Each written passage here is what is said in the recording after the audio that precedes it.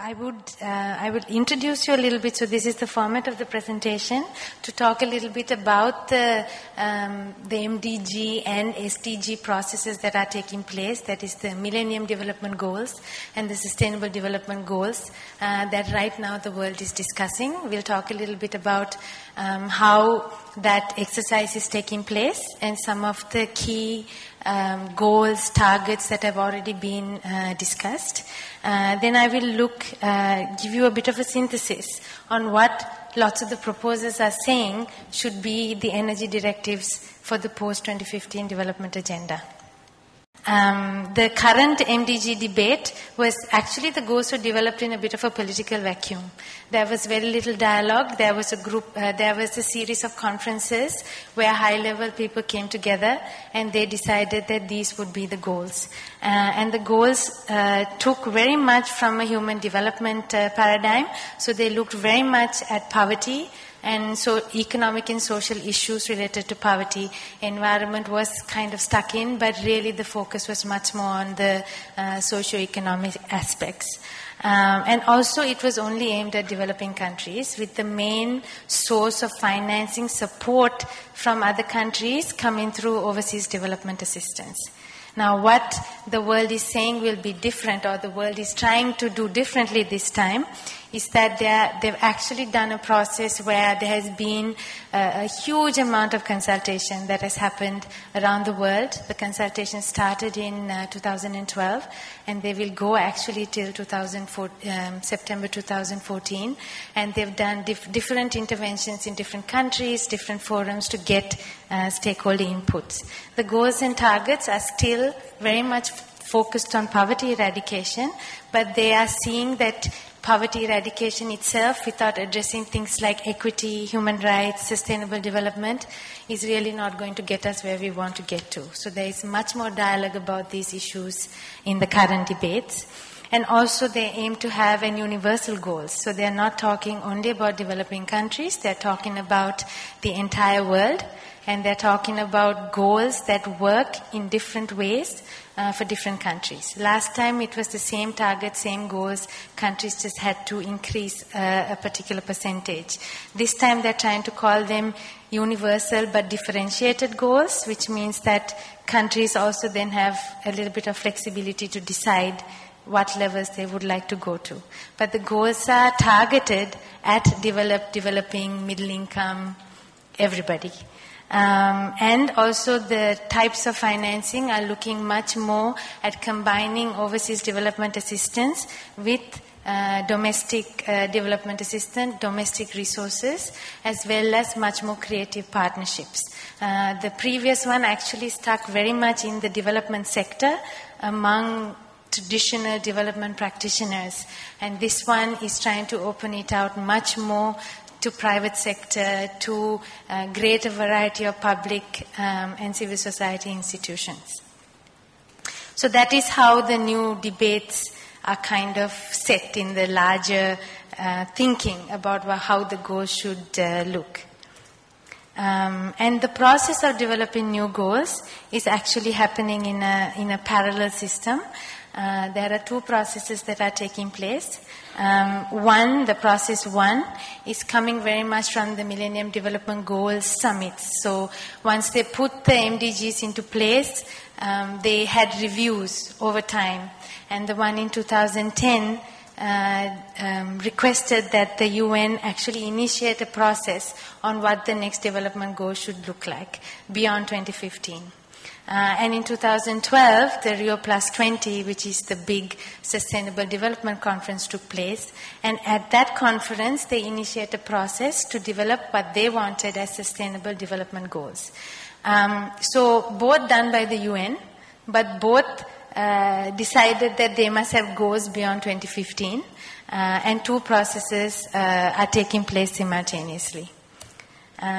What both these things, the synergies we are seeing, is in the document that was published called Realizing the Future We Want for All. This document actually was started through the Rio Plus 20 process, but it incorporates lots of the thinking that the MDG processes had already had started to address. The big report that's coming out from the MDG process is what is called the high-level panel report. It's referred to as HLP, which is the task force that was set up to collate this information from various sources and come up with a set of goals. This document is published and now it's actually out for debate. I'll tell you a little bit more about the goals that they're proposing. This came out in May 2013, and it really was quite as wide stakeholder consultation, and this comes from like synergizing the conversations. On the SDG process, they set up what is called this open working group. And this open working group was given a huge range of topics, actually about 26 major topics to talk about. And each topic was supposed to bring you a set of recommendations. And these recommendations were then also deliberated by what they call major groups, which are different stakeholders: private sector, civil society, women, children, different groups like that were also then told to comment on whether their needs are being addressed by the recommendation made by the open working groups. This report will actually be out in September 2014 and will be presented in the UN General Assembly. The next really two crucial events that are lined up, one is going to be in September 2014, which will be when the government negotiations actually start. So the 69th UN General Assembly is going to be pretty important, because this is where the MDGs and the SDGs will both present, saying this is what we are proposing, and then the governments have to start thinking about, okay, what are the goals that we want, and the negotiations take place. And the final framework is scheduled to be launched in the 70th UNGA, which will take place a year later. So the governments have a year to debate.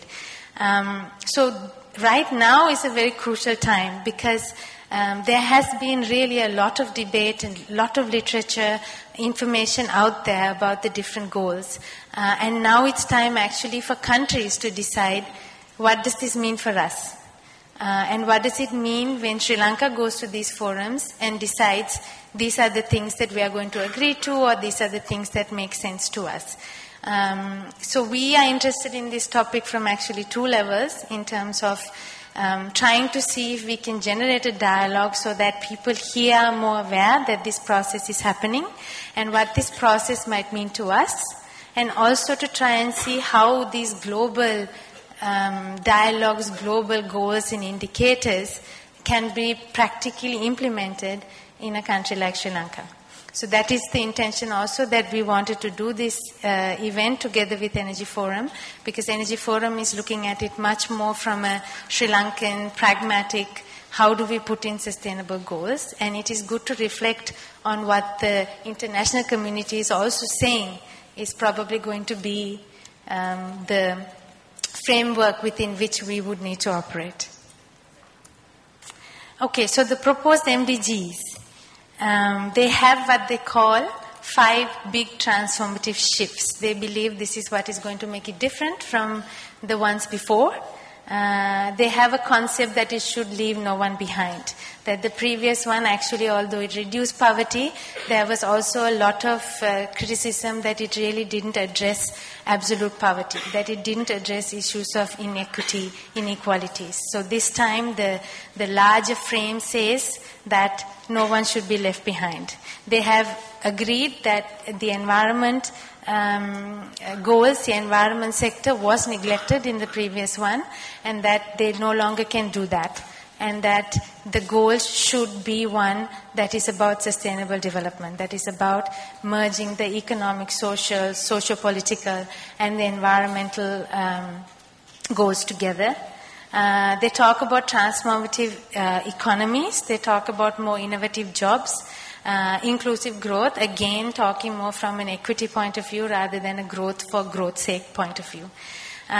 They also bring in issues of peace, effective, open, accountable governance, because that is basically an enabling environment that is needed for ensuring that other sorts of development can take place.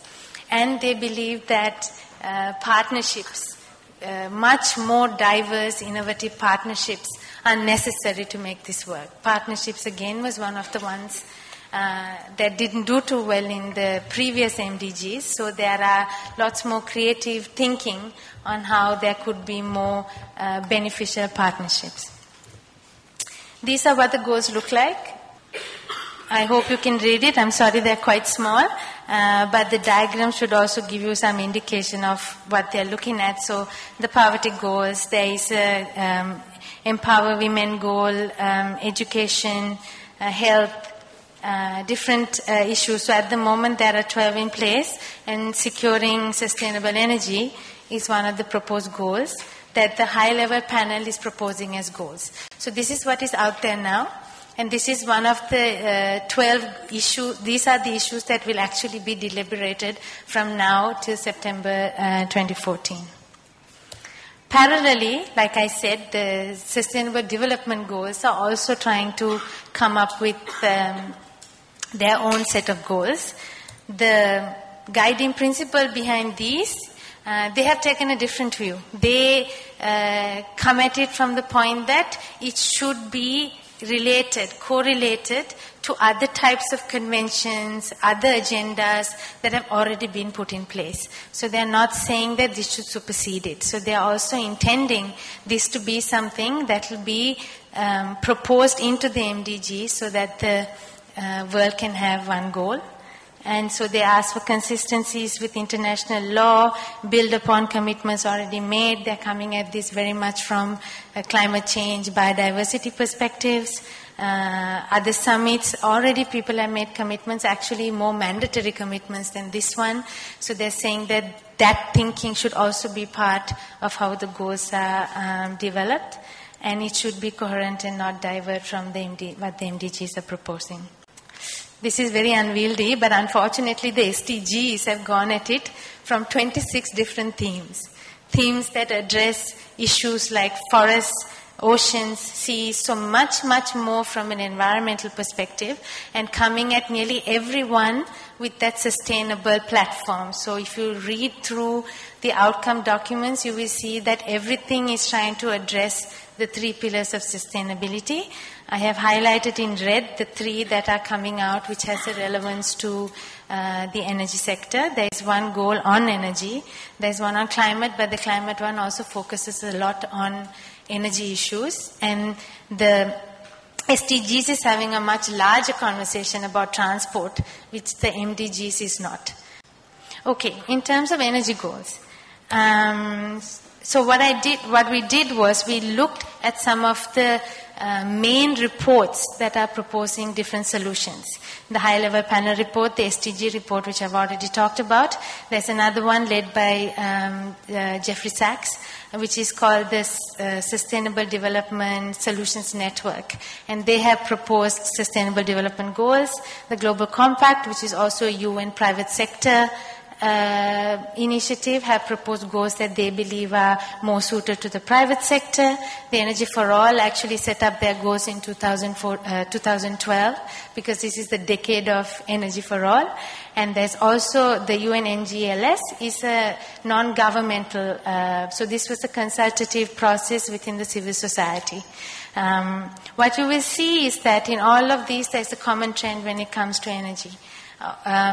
Sustainable energy is included in all, and they are all proposing that this should be one of the goals. Some have linked it to climate change. Some are seeing climate change, while the high-level panel actually thinks that climate change should be something done only by the UNFCCC networks. Others are saying that energy and climate should actually be a common goal. There is also a separate goal on urban resilience, urban planning, and the urban planning one is where transport actually gets at least a little bit of more targeted language, while as in the general energy goals is really not getting that much airplay. Some common targets that all of these are saying should happen is universal access to modern energy. There's an emphasis on women and children, and that, of course, no one should be left behind. And even though there is maybe a fossil fuel crunch, that you cannot deny poor people of access to good energy. There is wide call for better energy efficiency in all sorts of things: power generation, planning, production, transport systems, etc. And they're also asking that obviously you can't shift completely to renewables, but there has to be like a transition phase, but that there should be targets set that say we are going to increase renewables. The high level panel actually says we should double renewables, and lots of the others actually support that case. The Energy for All also says that we should double renewable energy in our energy mix.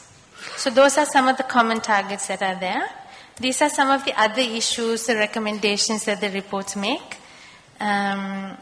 We should think of a strategy that phases out inefficient fuel subsidies. We should take into account external costs of fossil fuels in pricing, so that then there is more motivation to think of alternative options. In the transition phase, they're talking about cleaner fossil fuel technologies, affordable technologies, in the phase before they intend to switch to cleaner renewable sources.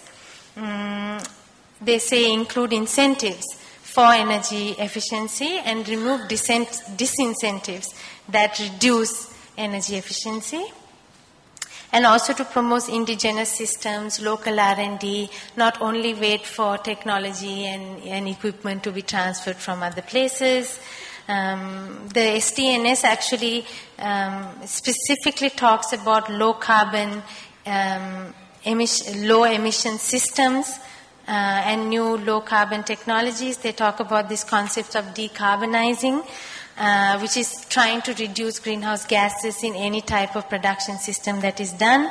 They also introduced this idea of decoupling growth and energy use, which is really talking about better use of energy, that growth indicators, economic growth indicators, and energy indicators should be separate, and energy indicators should be built on better resource management, energy efficiency, issues like that. And for transport, of course, is not coming at it from a fuel source perspective, but from a more planning, management perspective. But also it's trying to bring in cleaner fuels and better transport systems. These are some of the suggestions that are coming out of these panels. Okay, and other goals that within this language impact energy. There's a lot of talk about shifting to green economies, and green economies is all about energy efficient processes, different energy systems, actually changing systems of production. They're talking about consumption and production targets, and these kinds of things are actually also being seen as private sector as some options that they would be willing to consider. Even from a natural resource management angle, if you're trying to talk about biodiversity, land management, there is an energy implication there, and also for agriculture systems. So these are some of the other related goals. These don't specifically talk about energy in any of them, but there is an implication about how sustainable energy goals should be derived if these things also take place, especially things like green economies and better urban planning. And of course, energy is multifaceted, and it will affect water sanitation, health, agriculture, all the other goals that the Millennium Development Goals are actually trying to put into place. The larger global implementation mechanisms for making this possible look at three big things.